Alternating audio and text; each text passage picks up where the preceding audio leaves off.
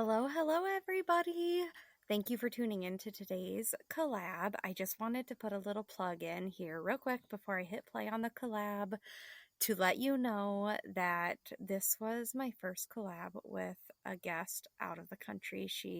Her name's Phoenix. She is originally from Canada, but when we recorded, she was recording from Mexico. And I just want to let everyone know that we had one heck of a time with this recording. And the only reason I can think this stemmed from was because of Mercury Retrograde during the month of August. So literally, like when we were supposed to actually record the collab, it was the very start of Mercury Retrograde, and my computer got hacked into 15 minutes before we were supposed to hit play. And then when we actually recorded, there was a bunch of hiccups throughout that time. A lot that had to get edited out as a result of all of these hiccups. Some of the recording ended up getting lost. I don't know how. I don't know where it went to.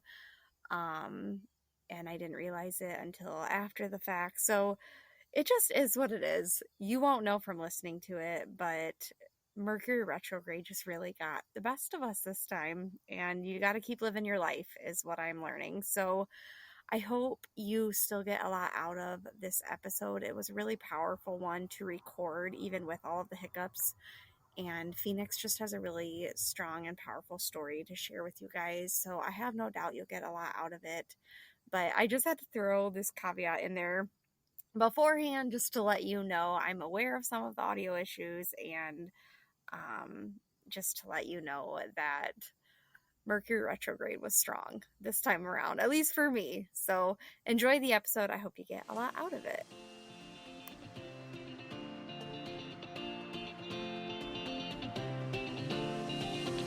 Welcome to Therapeutic Intentions Podcast. My name is Stephanie Dingbaum. I am a mental health therapist, and I am so passionate about all things health and wellness, personal development, and empowering others to be their most authentic and best versions of themselves. Here at Therapeutic Intentions, we are all about having intentional and authentic conversations on whole body health, healing practices, mindset, and ways to uplevel your life so you can truly be the best version of you. If you are a woman, a mom, hope to someday be a mom, a healer, or just in a place where you want to start prioritizing yourself and your health, then this podcast is for you. I am so glad you're here. If you're ready, let's get to it. Welcome. This is Stephanie Dingbaum with Therapeutic Intentions Podcast, and I have a special guest on today. You guys, this is a real treat for me. I'm just going to tell you the story because I thought I was like getting scammed or something. So I have Phoenix on today, and I never met Phoenix before, didn't even know about her. And I had her virtual assistant had reached out to me one day, and I thought I was being scammed. So I do these daily affirmations, daily gratitude, and I'm always like, I'm grateful that my podcast is reaching listeners in other countries. I'm grateful for my podcast growth, like things like that, right? So yeah, out of the blue, her virtual assistant reaches out to me and asks if I'd be willing to bring her onto the podcast. And I look up like where she's coming from, and it said Canada. And I was like, yeah, I'm getting scammed. There's no way somebody from Canada like even knows about my podcast. This was still pretty early on. And so I looked up her virtual assistant, looked her name up, and I think I even told her virtual assistant, I was like, I just want to be really careful because you can never be too careful in today's world. Like, I just want to make sure this is legit. Like, this is the information I found. Is this the company you're with? And she's like, yep, all of that's correct. Like, did all of my background research. And she was like, I really, like, Phoenix would just love to come on your podcast. I was like, okay, like this is real life. This is happening. So I asked like how she came to know about my podcast and everything. And she's like, I just did a search and yours was one of the top ones. I'm like, okay, I must have manifested this. There's no way somebody in another country. I mean, I know it's just Canada, but to me, that was a big deal. You know, I'm a small town girl from Iowa. It was a pretty big deal to me. So I'm going to let Phoenix introduce herself. I am just so excited to have my first out of the country guest on today. So Phoenix, if you just want to do a brief introduction on who you are, where you're from, things like that, go ahead. Sure. My name is Phoenix Gould, and I am from Canada, Alberta, but I was actually born in Germany. So there's maybe another country to add to your to your list. And currently I am spending some time in Mexico. I am a coach who specializes in helping people recover from narcissist-induced trauma. Yeah, and I know we talked yesterday, and I had told you it seems like the word narcissist is like a hot topic word right now. Like people throw it around a lot, I feel. And you said you grew up in Germany, is that correct? Yes, I did. I grew up in Germany. Okay.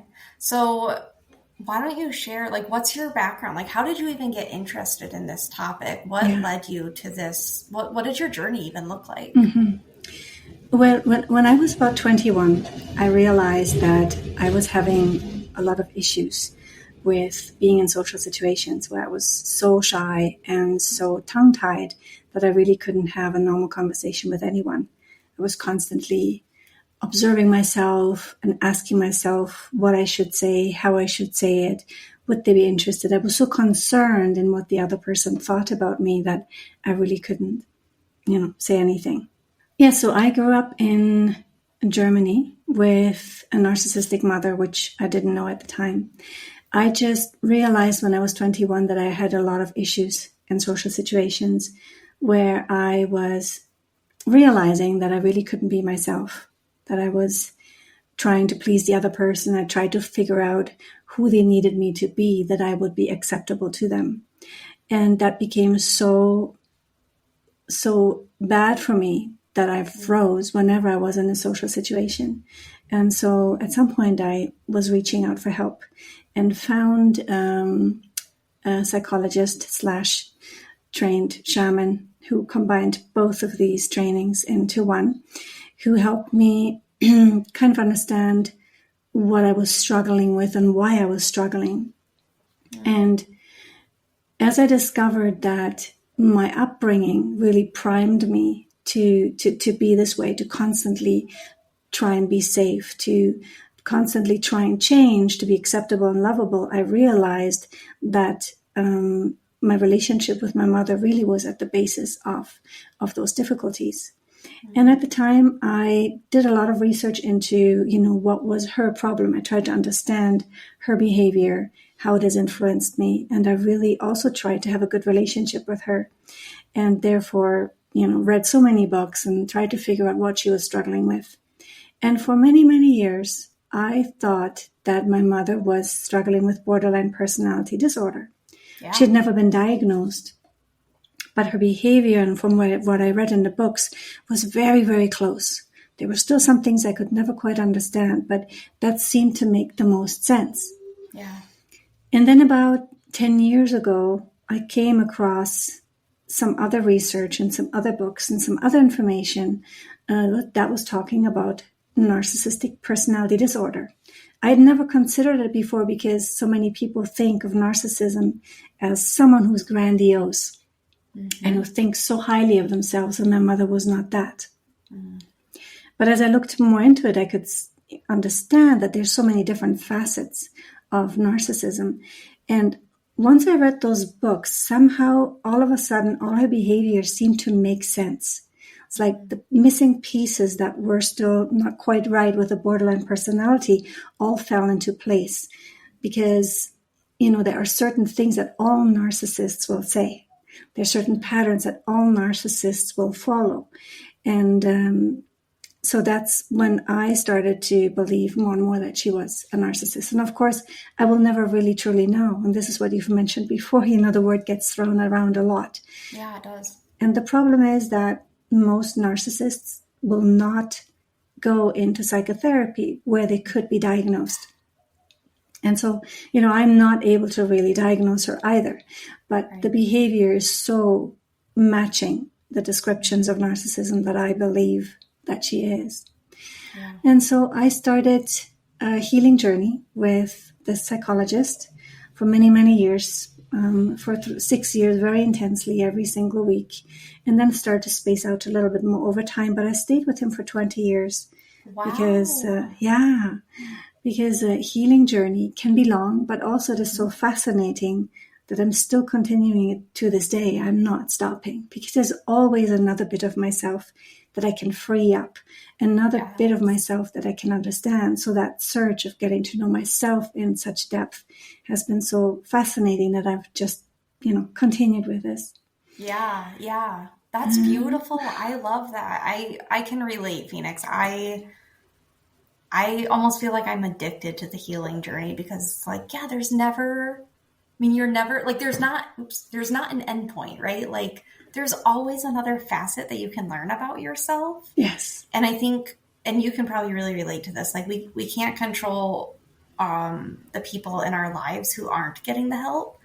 So I almost feel like, well, if I can't fix them, if I can't help them, if I can't, course them into getting the help, well, I might as well just focus on myself and better myself. And so that's kind of what I did. It's like, I just pour into my healing journey. And it sounds like that's what you did too, which is fascinating to me.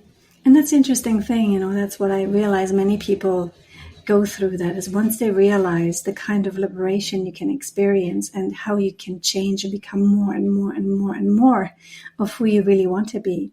Even if you feel you're at the end, there's different layers, and all of a sudden something happens in your life where you go, ooh, I've never thought about this. And then there's another pocket to experience, to discover, which just makes life so rich.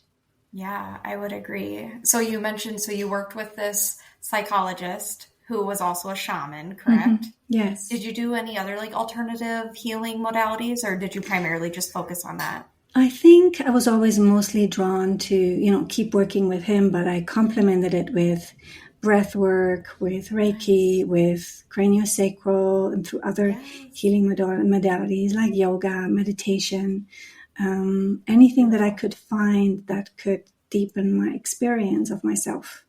Yeah, it was really helpful. Beautiful. Yeah. I love that, and I can definitely relate to a lot of that as well. Mm-hmm. I feel like I brought this up in multiple collabs now, but I read early on this quote about, we become the healer that we ourselves needed. And it sounds like that definitely applies to your lived situation as well. Yeah. Like, you needed that kind of that spiritual healing in your journey, and now you've become that in your own life. I think that's a beautiful, full circle moment. Mm-hmm. That's amazing. So not only were you raised by a mother who was a narcissist, but you mentioned yesterday when we talked, you also entered into a relationship with a significant other who also had I know he probably didn't have the diagnosis, but it's safe to say he also was a narcissist? I'm suspecting it, yes. I'm not as sure about this, but a lot of the same patterns appeared in that relationship as well, where I ended up being very isolated from others, where I only spent time with him, where my circle of friends became smaller and smaller, and he became the only reference in my life. And that's kind of like the typical pattern with narcissism, yes. I would agree, yeah. And again, I know we talked about this yesterday too when we met, but it's when we have not yet gone through, I think, a decent chunk of the healing, I think we are more likely to enter into relationships with, whether it be a toxic relationship or a relationship that emulates the relationship we had with our caregivers. I mean, I can definitely, I see that in my own life prior to my husband. But I think it's safe to say, that's probably similar in your story too. Yes. And I think it is because when we grow up in an environment where we're not allowed to have boundaries, for example, and where there was, where we had to become someone else to please, that is a pattern that is established inside ourselves. We don't see it as a red flag when we meet someone else, because to us, that's normal. And at the time, I was very young, and I had no idea about abusive relationships. I had no idea about red flags, or even that I had a childhood that was different from others. I just believed it to be normal, right? Yeah. And so, yes, for one, we really, really lack that unconditional love that we never got. Yeah. And so more than anything, we yearn for someone who will love us deeply and who will accept us for who we are. And in the beginning, this is what we experience with a narcissist, is that there's that love bombing where we experience so much attention for the first time in our life, and so much, quote unquote love. Of course, it's not real love, but it feels like love, and we're being accepted and we're being adored, and that is all we had been longing for. And so, of course, that is very tempting, and we fall right into that trap. And before we know it, that pattern changes to there being less adoration, less love, less attention. And we want that period of time back. And so we work harder. Now we fall into the pattern of, wow, that felt so good. What am I doing wrong now that I don't have this anymore? I need to be careful what I say. What is it that, what did him make love me so much and now not anymore? What do I have to do differently to get that back? And so we are reliving that pattern that we experienced in our childhood. Mm-hmm. And it almost sounds like, as you try to change who you are so that you can get that love back, you're more than likely growing further away from your authentic version of yourself. And you're just getting further and further away from that, like who you're meant to be, who your soul is meant to become. Yes. Because you're just striving to get that love back. Exactly. Wow. And to such an extent, very often, that people who leave a narcissistic relationship for a while don't even know who they are anymore, or what they want anymore, what they like anymore, what they need, and what they don't like. This is how far we get to be away from ourselves in a relationship like that. Did you go through your own, like self-exploration journey then after your mom, but I'm thinking primarily like after your marriage? I wasn't married. This was, luckily only happened once in my life when I was very young, when I was like 18. Oh, and so I didn't know what it was. I just knew at some point it didn't feel right. And that was it. I finished that relationship, and I swore to myself I'd never do that again, lose myself that much. Yeah. But I didn't really know at the time what that was, or even that my mom was narcissistic. Those experiences where I was having a really hard time in social situations didn't start until I was about 21. Okay. Wow. And that was, you were dancing at that point in time? Yeah, I used to be. Yet? Yeah, I was on my journey. Yes. I used to be a professional dancer. And that was the other question that I didn't answer yet. You're all good. How long did you dance for? Well, I started dancing when I was 3. I started studying dance seriously as a profession when I was 20. And I became a full-time professional dancer when I was 26.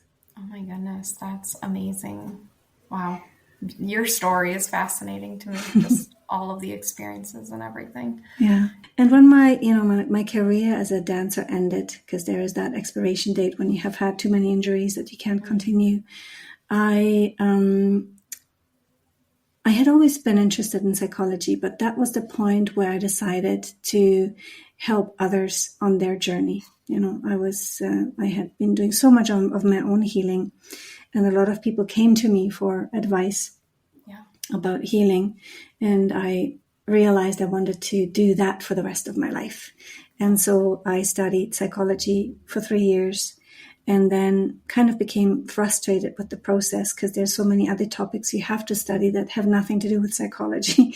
And they kind of let you choose, biology, chemistry, physics, whatever you want, just fill up 40 courses and you're good. And I felt that it was a bit of a waste of time. And at the time, I asked the universe to guide me into the right direction. And I came across this coaching program that I started in 2019. And with the certification, the whole training, which was very intense, took about 1.5 years. And everything in the program seemed so familiar to me. And I was like, why do I know this? This is exactly the healing path that my psychologist, mentor, shaman took me on. And when I did some digging, I realized that the people who had developed this program had studied with White Eagle, which is a Native American Indian woman, had studied with her for 3 years in a very particular shamanic healing journey. And they developed this program in which they took the the knowledge they had gained through that experience and made it usable for Western cultures. Wow. And so this is also what I then realized my own guide had done, right? He was a trained psychologist and he was trained as a shaman. He had merged those two, which is why that particular coaching training program was so, so familiar to me. Yeah. Because I had already gone through all those steps on my own. And so it was a really particularly good fit for me. That is so cool. What a neat synchronicity, Yes. Just coming upon that. So you call yourself a life coach, but you definitely incorporate that spiritual. Yeah, I feel like I have received training from my guide for 20 years. Yeah. By him leading me through the journey in such depth that, it's part of what I do, for sure. It's part of who I am, and it's part of what I do. Mm-hmm. That's amazing. From dancer to life coach. Yeah. I just think that's a really cool journey. And it's interesting. I never planned to, become this expert in narcissism. I just really wanted to understand my mom and my own life. And so read every book on the planet that I could find and every article that I could find. And also had a conversation with H.G. Tudor, which is one of the very well-known narcissists that explain narcissism. I had to talk with him on the phone and was able to understand a little bit more from his point of view as well. So it just happened that my life evolved around understanding narcissism and healing from it. And so after I was done with my training, it seemed that the people who gravitated towards me also had that experience. So it was just, life giving me that journey. Yeah. Yeah. No, I completely understand that. I feel like it's been the same for me in starting my private practice. It's like I would say 95% of my clients are a younger version of myself, regardless of what age they are. Like, they are that younger version of me prior to getting any of the healing that I received. And I'm like, this is just amazing. I just think that's so amazing. Yeah. And that's, I find as a healer, as a practitioner, like, I think that's when you're aligned, when your soul is doing what it's meant to be doing and it feels just soul aligned with you, I do think you attract that younger version of you. So I'm not even surprised to hear you say that. That makes complete sense. Which is probably also a reason why we continue and want to continue to evolve, right? Because we can only bring people up to the point where we have reached, which is why we can help others that are, on that a little further along that. A little, sorry. I know. No, I get it. Where we can help people who want to be where we are now, and we can help them get there. And if we continue to expand forward, then we'll be able to help them more and longer. Yeah. Yep. I completely agree. Yeah. Because my end goal is I want to be trained as a hypnotherapist. And yeah, because I feel like I can get you so far, and then we really need to tap into your subconscious. And I really want to be able to do that. I mean, I feel I can, but I want to ethically be able to practice it and actually call myself a hypnotherapist. And so, yeah, you're exactly right. There's only so much you can do. So we do have to continue our healing journey. And it's just an ongoing, there's never an end point to it. So I love that. So when we were talking earlier about how when you're in a relationship, whether it's the parent-child relationship or with a significant other, when you're in a relationship with somebody who you suspect has a narcissistic personality disorder, or even just like narcissistic-like tendencies, it becomes this almost like this game where you just are trying so hard to be the best you can be to get that love from them. But then when you leave the relationship, it's like you're working so hard to try and get that love, and then it's almost like that concept of that love, like it's almost like you're so lost.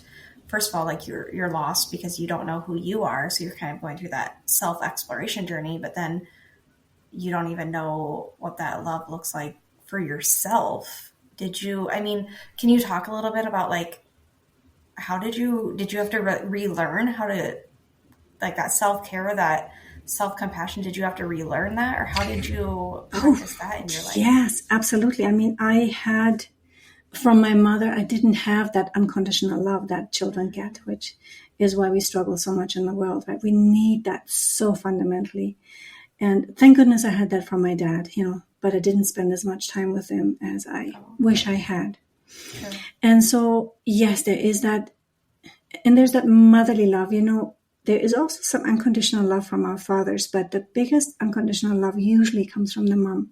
Mm-hmm. And so I had no experience of that at all. Have you ever taken a medication that didn't come with a side effect or two? Yeah, me neither. In year 2 of my fertility journey, I got fed up with the medications that were being recommended for me because they all seemed to come with their fair share of side effects on both my physical and mental health.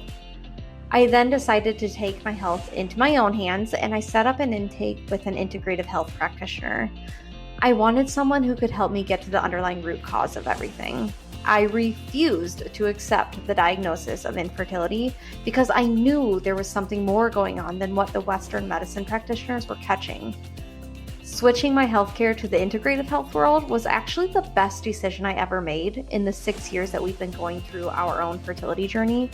I finally felt I had more control over my health choices, and I felt like I was actually being listened to and heard more. The integrative health world then opened my eyes to Earthly Wellness, which is a company that believes individuals should be empowered to make their own informed health choices. Earthly Wellness is such an amazing company in my mind. They produce herbal remedies and body care products that support health naturally. This meant finally no side effects. Products with actual clean, non-toxic ingredients that won't harm my body or cause other symptoms to flare up. Products that have ingredients in them that I actually recognize and I can pronounce too.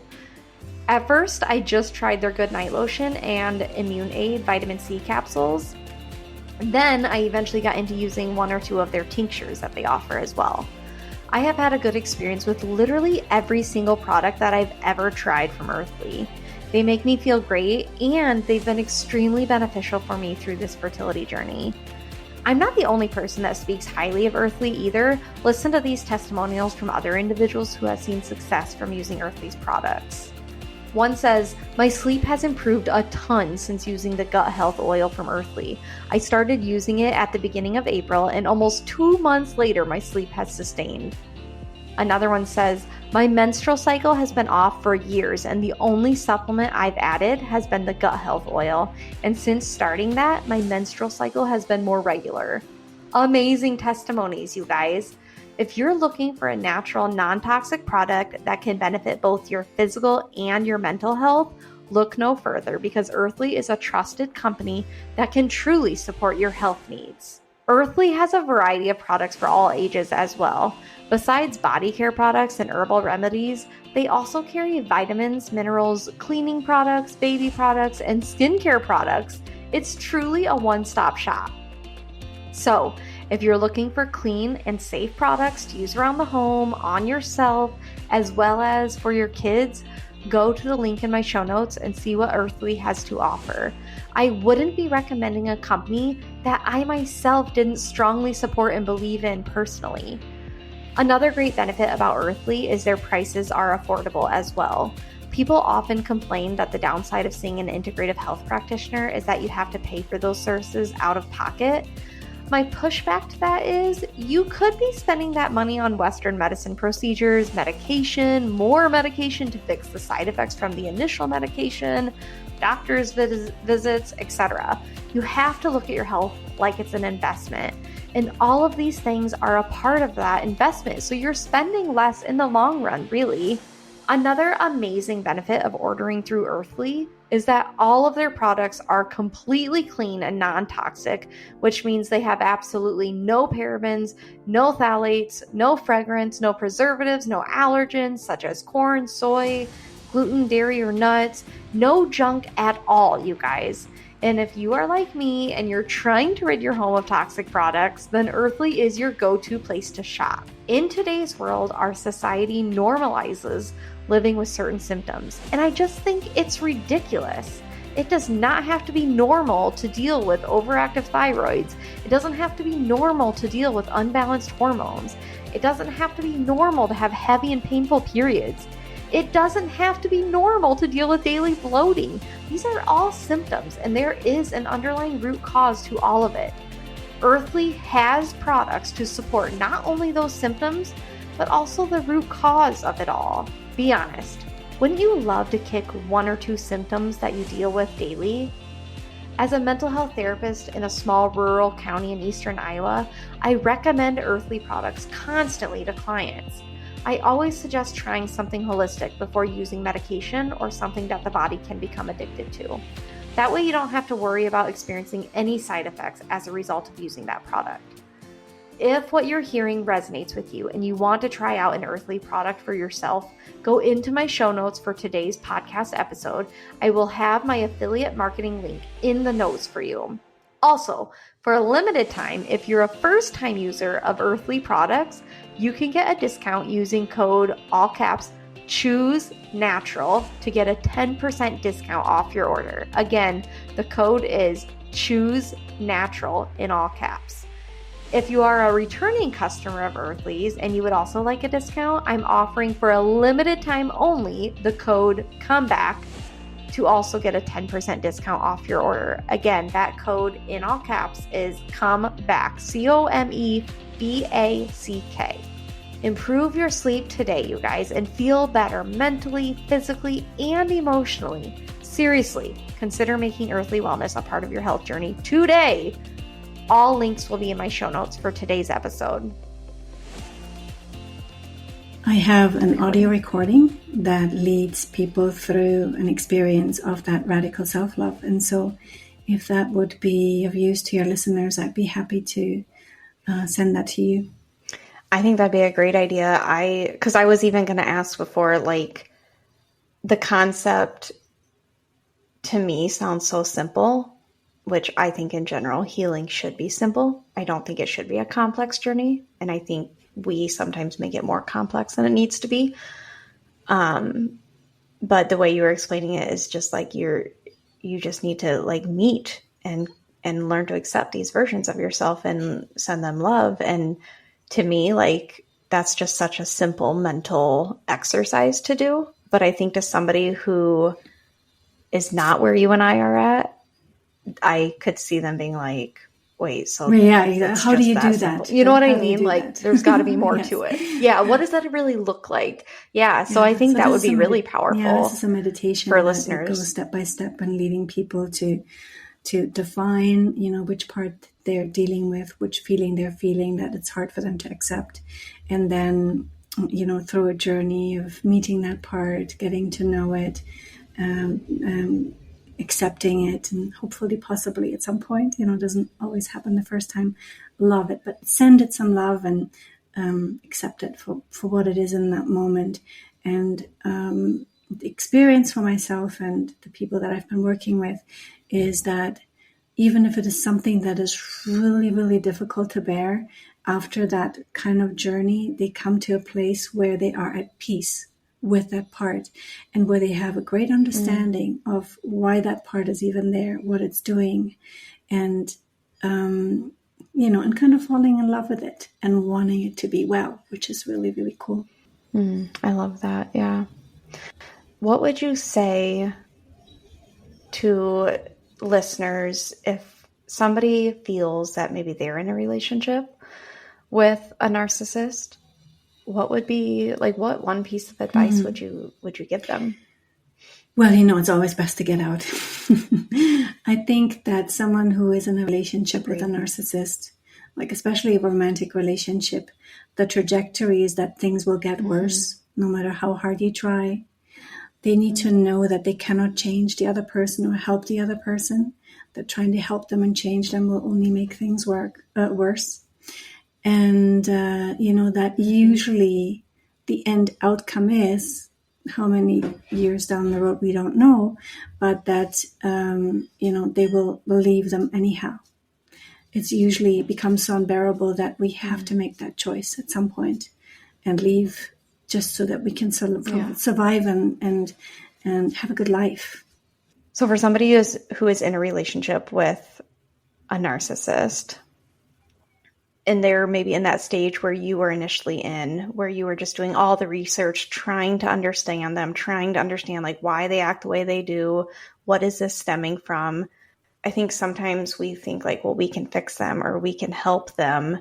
I mean, somebody with narcissistic personality disorder doesn't just form overnight, right? Like we know that more than likely came or stems from a cycle of abuse themselves, right?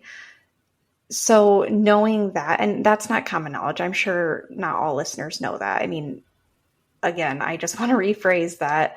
Narcissists they're not born overnight. This is something that comes from a cycle of trauma, like probably intergenerational trauma at that. When you were doing your research with especially like on your mom, I'm more interested in that even. Like, did you see that? Did you go into any intergenerational trauma with your family? Yes, did you dig into any of that? My mother was even talking about it a lot herself. So I knew that her childhood had been very, very difficult. She grew up when the Second World War happened in Germany and didn't have her dad around because he had to go fight and then died, and had a mother who was very focused on just, having the family survive. And everyone was traumatized by the war and by the day-to-day, survival in Germany. And so she didn't have any of the love. She didn't have the attention. She just had to, stay quiet and do her job so that everyone could survive. So yes, she had that trauma. And, according to research, narcissism gets developed before or until the age of 6. That's usually when it's already very clear. It usually does not develop after. So it stems from trauma that is really early, and thus the narcissistic behavior starts at the latest, when the child is 6, and then develops over time and becomes stronger and stronger. Yeah, so their brains are literally very different, and they are not capable of loving the way we do and having empathy the way we do. And there is nothing that you can change. So far, there has been no success in healing narcissism. Right. And so since we can't heal narcissism, what we choose to focus on instead is healing ourselves, because that's where we have control. And that's where radical self-love comes into play. Is you can't force them to love themselves, to heal themselves. So instead you focus on showering yourself with love and acceptance and healing. It's the only way, ultimately. And of course, when we have been in a relationship with a narcissist, whether that is a parent or a romantic relationship, we learn to not focus on ourselves, but to always focus on the other person. What do they want? What do they need? What is wrong with them now? What's their mood? Am I going to be safe? Our attention is so much at them that really we don't even notice that we have this pattern, because to us it's normal. But so this is maybe also something important to learn, is that if they are in a relationship, you might not be aware of how damaging this is to you because it feels normal. But really what we have to do is start to turn the flashlight around and shine it on ourselves. What do I need? What do I want? What do I want to do with my life? We need to start changing that and focusing on ourselves and develop a relationship with ourselves. Wow. And, find that love that we're looking for in other people for ourselves. That's the first step. I think that maybe would be my biggest message, is that the healing path starts with giving ourselves that love that we're aching for. And once we have done that, we will then also attract people that are willing to give us that love as well. Yep, I completely agree. Yeah, I feel like when I started my healing journey, my first therapist, she was very spiritual and was a huge part of my healing journey. But it took a few years to learn to love myself. I was definitely not in that place for a few years. And finally, after working with her for 4 years, I felt like I got into this place where I didn't care if I was single or with someone, but I just was finally happy just being me on my own. And I needed to find that in order, like after I got into that place, that's when my now husband walked into my life. It's like I needed to find that version of myself. And then my second therapist literally said, you found your husband is both the father you never had and the husband you always deserved. And it was like, that hit me like, you're right. Holy shit. Yeah. That is so powerful. But it's exactly what you're saying. This is why the relationship we have with ourselves is so incredibly important, because it defines all the relationships that we will have with other people. Yeah. I think for listeners, if you're open to starting the healing journey, whatever that looks like for you, not everybody is open to therapy, and I completely respect that, but it doesn't have to be mental health therapy. It can be, you can go work with a shaman. You can, go start with Reiki if you're open to that. Start with acupuncture if you're open to that. Start with a life coach if you're open to that. Like, it's not like you have to do all of it, but start somewhere, because it's almost like wherever you start, that unlocks the door to the next and the next and the next. Like I started mental health therapy, and then that got me really into Reiki. And then that got me hooked up with an acupuncturist, and that got me interested in cranial sacral. And it's like all these doors just kept opening. And now I feel like my healing journey is just, in a way, I'm like addicted to going to these services because I just love it. I love what I learn. And again, there's no end in sight to the healing journey, because we're just going to constantly try to be bettering ourselves. And just when you think like, okay, I worked through this perfectionist shadow of myself, great, I'm good. Well, there's going to be something else that's going to come to the surface, and it's okay. You learn to love that next shadow.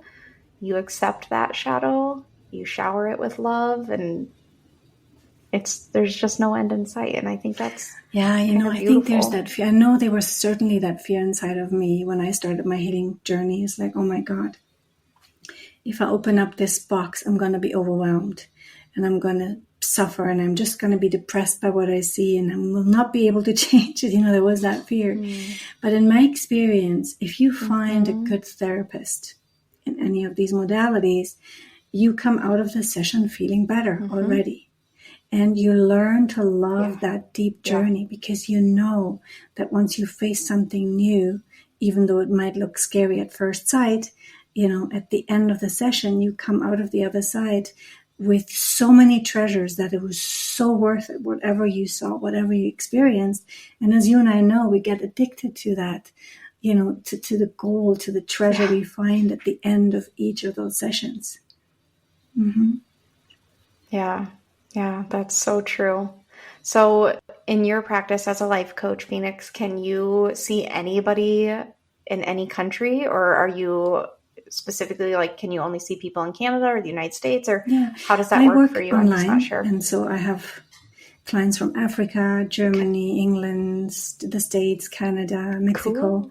Yeah, it really doesn't matter where they are in the world. Love it. It's just a question of arranging, for the time difference in the schedule. Yeah, absolutely. That's amazing. Very cool. I love that. I love not having the boundaries, like you're open to any country. I think that's amazing. Is there anything, like thinking into the future, any goals professionally, personally, or otherwise that you would like to share with listeners? Sure. Any future goals for you as a life coach and the healing journey? I'm currently writing on a book which helps people. It's about the healing path and how it's very different for each person. I think that is so true. Usually when we follow like a specific set of rules, it's very hard because that worked for one person, but maybe it's not working for another. And so the book that I'm writing is includes many meditations and audios that take people on their own healing path to discover where they need to go next, where they want to look next, and what their solution is to the problem. So I'm really fascinated by making that a reality. And as well, yeah. That is And exciting. as well, I'm working with a therapist on creating retreats in Mexico that are intensive 3, 4, 5, 6-day retreats on specific themes around healing to where we can dive really deep. Wow, that is awesome. These are some really fun goals. I love the idea of retreats. That next level version of me will be going to more retreats. So I love that. That is awesome. When you say retreats, are you focusing, like, I know as a life coach, you specialize in, people who are healing from relationships with narcissists, but for retreats, is it still that same population, or are you expanding? It's themes that would serve anyone in their healing journey. So for example, if you're experiencing a block, the retreat I'm working on right now, if you're experiencing a block and you haven't been able to move it, it's like, how do you move that? How do you actually transform that block into fuel to reach your goal? That's awesome. Very cool.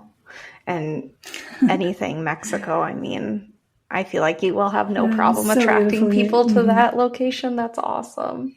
Yeah, I bet. Any last final notes that you want to share with listeners before we wrap things up? Or maybe just one thought. Why the relationship we have with ourselves is so important in healing. Because it's often that relationship with ourselves that has been damaged or has been affected when we have experienced trauma, whatever that trauma might be.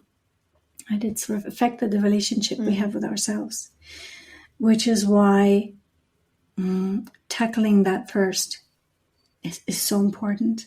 Because if we don't talk to ourselves in a loving way, we always, criticize ourselves. We don't have the support that we need, which is so close. I mean, it's right here in your brain and your body. We need that cheerleader that says, hey, that's okay. Great that you failed. What have you learned? Right? Let's move on.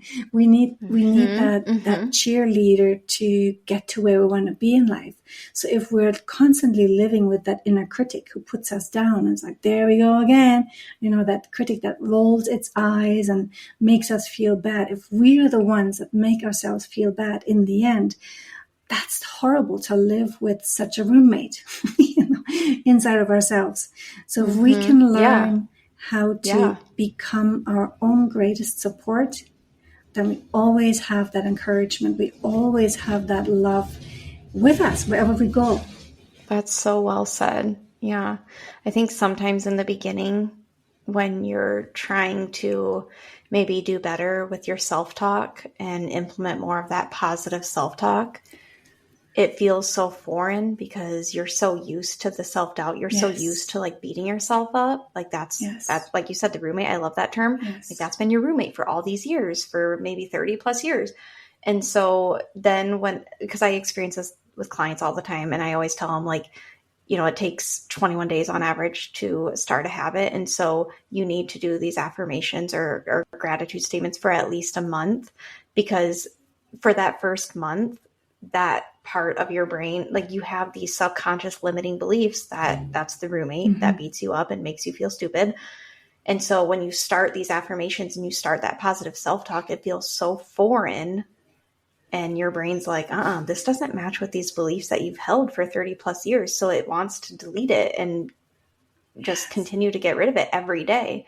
So you have to stick with it. You have to repeat those positive things to yourself daily, like a broken record on repeat all the time. You have to do that. And eventually the brain's going to recognize these things and it's going to throw those old beliefs out. But I think people don't understand how that part of the brain works, and that those subconscious beliefs, they're not just subconscious limiting beliefs, but they're also tied to your identity. And so you have to throw that old identity out in order to be able to start to believe these new beliefs. And then over time, those positive thoughts, that positive self-talk, it doesn't feel so silly. It doesn't feel cheesy. After a while, you start to buy into it because the brain recognizes it more as truth. and yeah, the cheesiness kind of goes away, and then Yes. you're a That different version of definitely you works for all of some a people. I sudden. have to say that for me, that never worked. I tried, Oh, good to know. Okay. It felt fake. And no matter how many times I repeated, the same statement, it didn't seem to make a difference. And so for me, I had to go a different way. For me, Good to know. and which is what I usually tend to do Okay. in my practice, is I had to get to know that part of me really well that says all those nasty things. And I had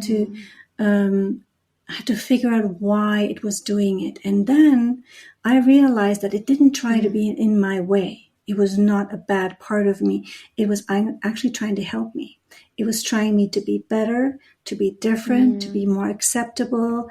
And that's why it was so hard on me. It's like, come on, you can do it. Like, forget about it. Be like this.